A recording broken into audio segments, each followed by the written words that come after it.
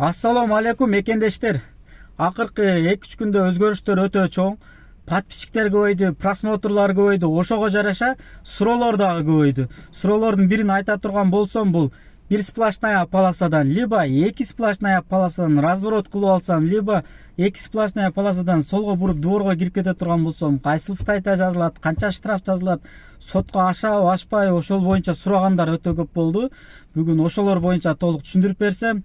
Баарыбыз эле билебиз, бул сплошная полоса бирөө болобу, экөө болобу, ал жерден разворот, поворот кылса болбоштугуну, качан гана үзүк сызык бар болсо, ошол жерден разворот, поворот кылабыз. Бирок ошол жерде запрещающий знактар жок болсо, ал кандай? Запрещающий знак 3.18.2 солго бурса болбойт. Бирок сплошная полоса бүтөт, үзүк полоса бар.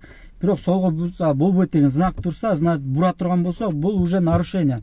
Экинчиси 3.19 разворот кылса болбойт деген знак коюлган. Үзүк сызык бар, бирок ошол жерден разворот кыла турган болсок, бул дагы нарушение. Бул нарушение эки сплошная полосадан разворот кылган менен ошол жерде знак бар жерден, үзүк бар жерден разворот кылганыбыздын нарушениясы бирдей. Статья 12-16 час 2 менен бул жерде 1000 рубльден 1,5 миң рубльге чейин штраф жазып берет. Экинчисин айта турган болсом, эки сплошная полосадан солго буруп дворго кирип кете турган болсок, бул жерде дагы ушул эле статья, ушул эле 1000 рубльден 1,5 миң рубльге чейин штраф жазып берет. Бул жерде дагы бир айтып кете турган жери бар. Полиция менен водительдин ортосунда да кичине спор болуп калат.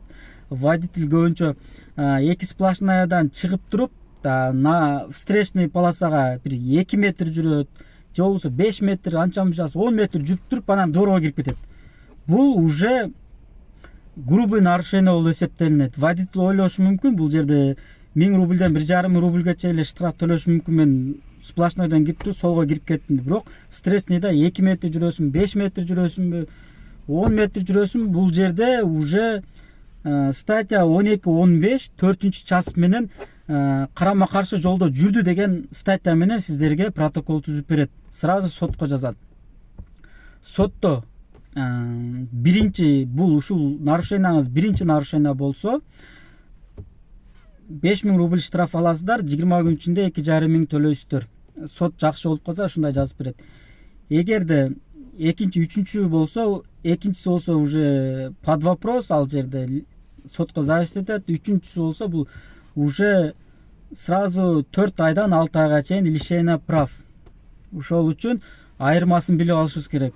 Эки сплошная полосадан солго сразу буруп кирип кеткен башка, эки сплошная полосадан чыгып туруп кичине жүрүп туруп анан солго кирип кеткен, экөөнүн айырмасы өтө чоң. Статьялар да башка, нарушенияларды дагы башка, туугандар.